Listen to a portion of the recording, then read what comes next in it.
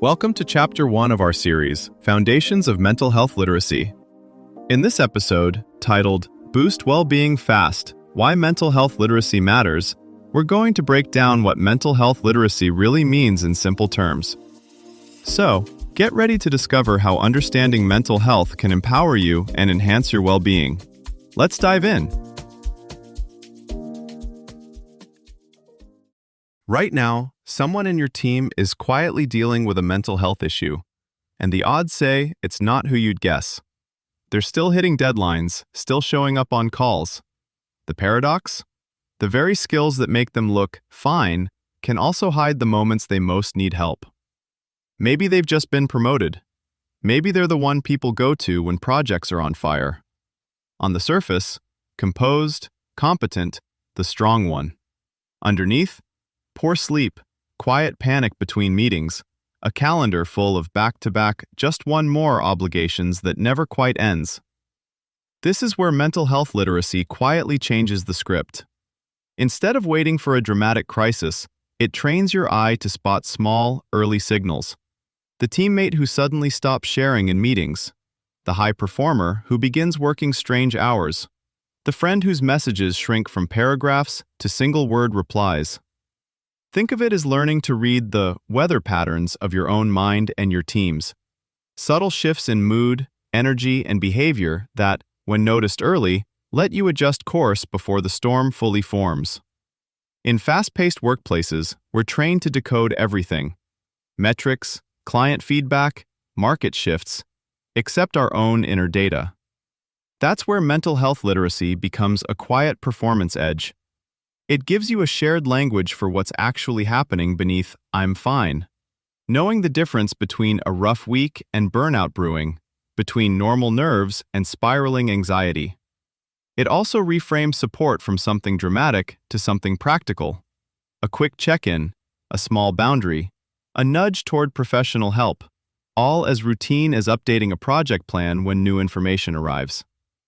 Here's where the research gets practical. When psychologists talk about mental health literacy, they're not asking you to become an amateur therapist. They're talking about three very specific abilities that busy professionals can realistically build. First, accurate naming.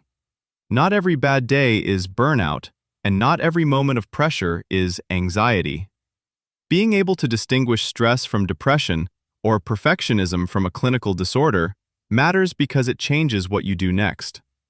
Mislabeling can keep people stuck, either overreacting to normal strain or minimizing something serious. Second, pattern spotting over time. High performers are often great at powering through today. MHL nudges you to also ask, how long has this been going on? And, is it getting better or worse? That shift from isolated moments to trajectories is what leads to earlier course corrections instead of late-stage emergencies. Third, knowing the next right step. Research shows people with strong MHL don't just recognize problems, they know which levers are available. A peer conversation, a manager check-in, an EAP, a therapist, a GP, a crisis line.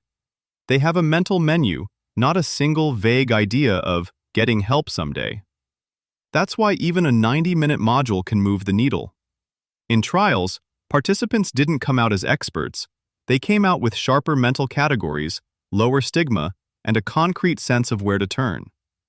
That's enough to double the likelihood of seeking support early and to trim measurable stress within weeks. For organizations, this is less about being nice and more about reducing silent drag on performance. Missed deadlines, presenteeism, avoidable sick leave.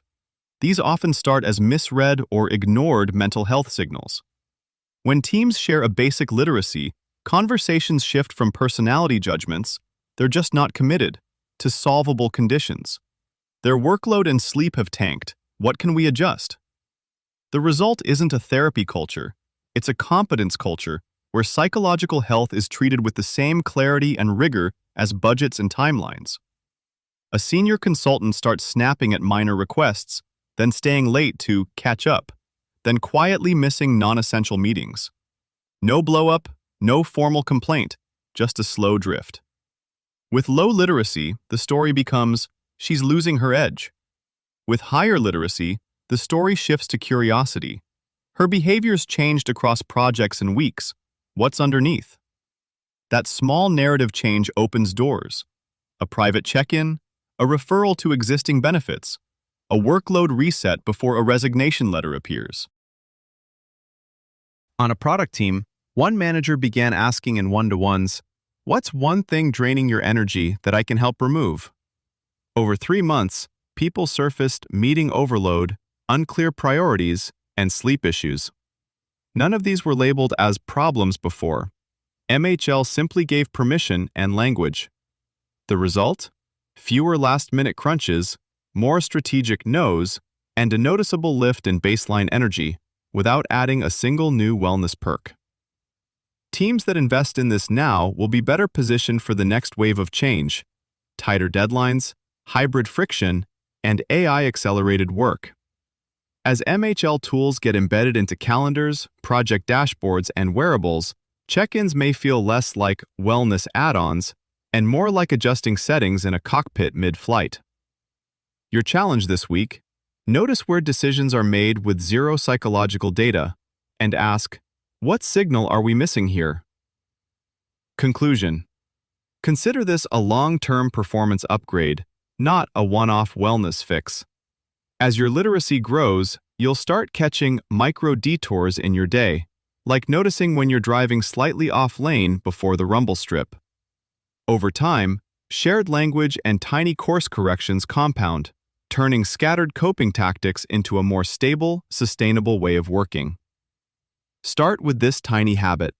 When you unlock your phone for the first time each morning, whisper to yourself, "Name it to tame it," and label one feeling you notice. For example, I feel tense, I feel flat, I feel hopeful. Then quickly add one word about its intensity: low, medium, or high. If it feels safe, follow it with one gentle thought you'd offer a friend in the same state, like, "It makes sense you feel tense before that meeting." This 10-second check-in builds your mental health vocabulary and trains your brain to notice shifts in your well-being before they snowball. This was Owl Up, your daily step forward. To keep learning with structured courses and more insights, go to owlup.co. Until tomorrow!